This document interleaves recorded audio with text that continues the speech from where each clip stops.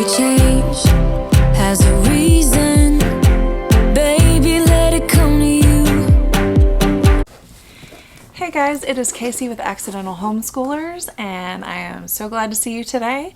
If you are new, I am super glad to see you and glad that you are here. So today I want to talk about Gather Around Homeschool's Living Off the Land curriculum. Now, I wonder why we chose this one.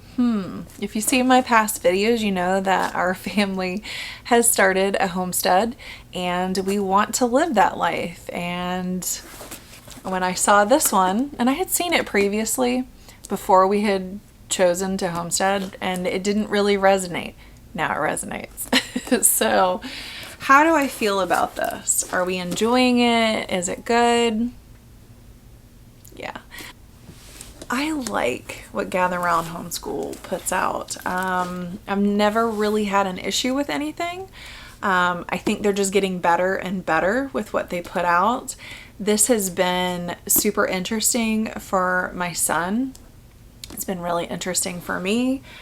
We've also been pairing this unit with reading, of course, Laura Ingalls Wilder's series, Little House on the Prairie series. And honestly, we've learned a lot just from those read alouds. And when I say read alouds, I mean like we're listening to audiobooks for a lot of them because I just don't have time to sit down and read. Okay, so what do I like about this? Well, they give you a book list, which is really nice. Let me show you real quick. This is like lessons 8 through 12. So each lesson, look at how many books there are per lesson. So they're giving you a lot of suggestions, which is really nice, and it makes it a little bit easier. Are you going to read them all? Probably not. I don't really know anybody who reads them all, but there probably is somebody who does. What else does it have?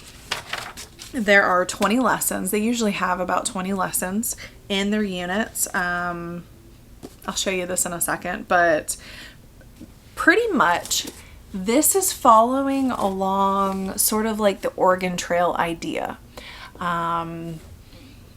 Preparing for your journey, what happened on the trail, planning their homestead. What was a homestead? A homestead then is not really what it is kind of today. They had to clear the land. There's so many thought-provoking things in this that we've had a lot of conversations about some things that we probably wouldn't have had otherwise. Building your home. Winter's coming. What are you going to do? I mean, we don't really live in a place that's super cold, but I mean, it still would be uncomfortable for a few months if we didn't prepare. Raising livestock, planting a garden, cleanliness, foraging, preservation, education, lifestyle. These are all just some. This isn't all. I'll show you in a minute. But we've had a lot of amazing discussions, and then I've been able to tie it in to what are we doing? Well, how does that compare to what we're doing? One of them was about like water. Well, most people wanted to pick land, you know, as they traveled across next to a stream, a river, a pond, a lake, because it was the easiest way to get water. Well, what if all of that land was taken? What did you do? Well, they had to dig a well, you know, and we talked about where we are. Well, we don't have a pond or a stream. Where's our water coming from? It's coming from the city right now. So how would we handle that? We also tied in a field trip because previously I was a water treatment consultant. I actually was able to take him to one of my accounts. I still kind of help a little bit, and I was able to take him there and show him, you know, a modern water treatment plant, and this is what we have to do, and how do you do it on a smaller scale, and what did they do, and they dug a hole, and all these great things that, like, y'all, we wouldn't have had these conversations otherwise. Like, yes, we're starting a homestead, but we wouldn't have talked about that because we just turn on the spigot and the water comes out. Well, what would we do if that didn't happen? So that was awesome. They have books that go with each, obviously. They have pre-reader, early elementary, upper elementary. I think there's another one in between, middle school and high school. Anyway, let me show you some of this from Now, the nice thing about the teacher's guide is if you don't have a nice new Epson EcoTake printer, you can print out a lot like I do. You can just use the teacher's guide on your computer and just read it to them. You could just print out the few pages that they need each time if that's really what you needed to do, because I really enjoy digital curriculum now. Like, I'm not into buying books and having to wait a week for stuff to come in. Like, sometimes, you know, when you're a homeschooler, you're like, oh, we'd really like to do this. Oh, we have to wait a week? I want to jump right in it when we think about it and we're excited and download it and go. So that's how it's worked for us, or how it's worked well for us. They also, at the end of it, you get a certificate that you completed it, which I thought was cute. My son enjoys that, and it's always nice because I do keep a portfolio at the end of the year of his work, so we can look back and be like, oh yeah. The pictures are very beautiful. This lesson talks about beeswax candles. It's just really pretty. I just enjoy their artwork. So at a glance, it will explain certain things: high school only, science and home economics, history and Bible.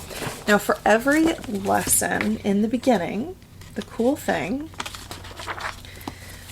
for the beginning of every lesson, this is lesson 10, raising livestock, there'll be some things that it talks about, and then there's a family devotional prompt, and then some things for a discussion before every lesson.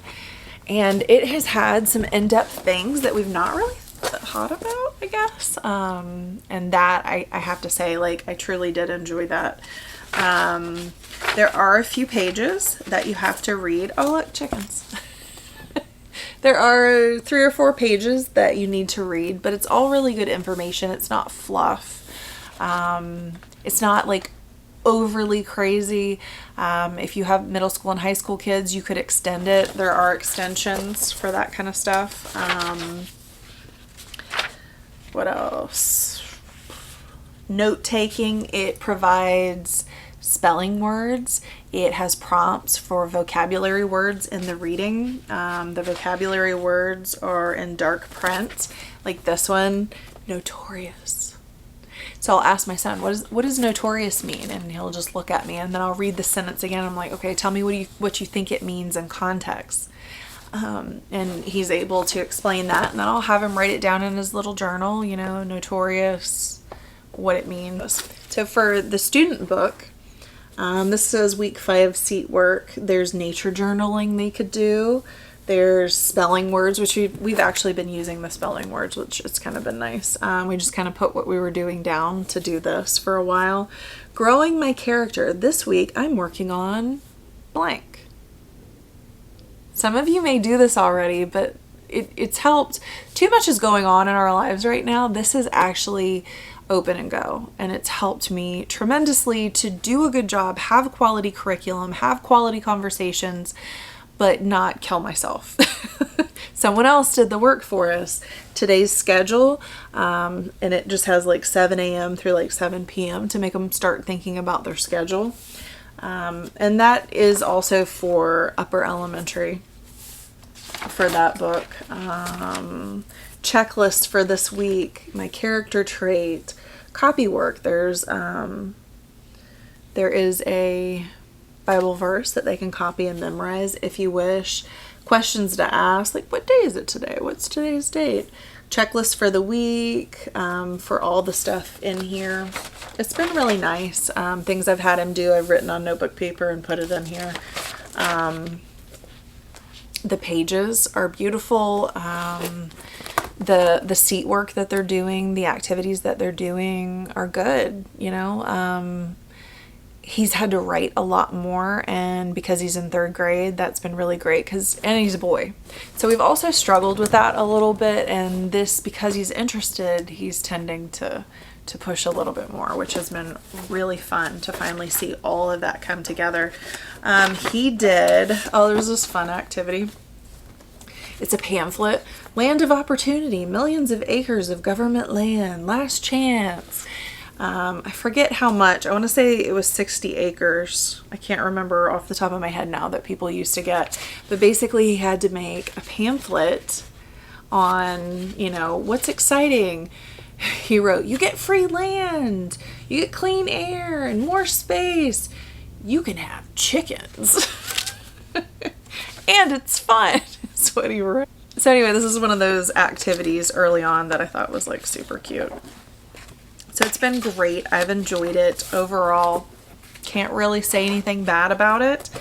I guess the only issue that people would have is that maybe you don't have an efficient printer, and this could be a problem, but I like it. I can definitely see myself doing this with my daughter again when she is older, or even doing this again with him when he's in high school. So overall, 2 thumbs up on living off the land, and I would definitely suggest it if it's something that you're interested in or want to do. So thanks for watching my video. I hope to see you guys next week, and I will talk to you soon. Bye.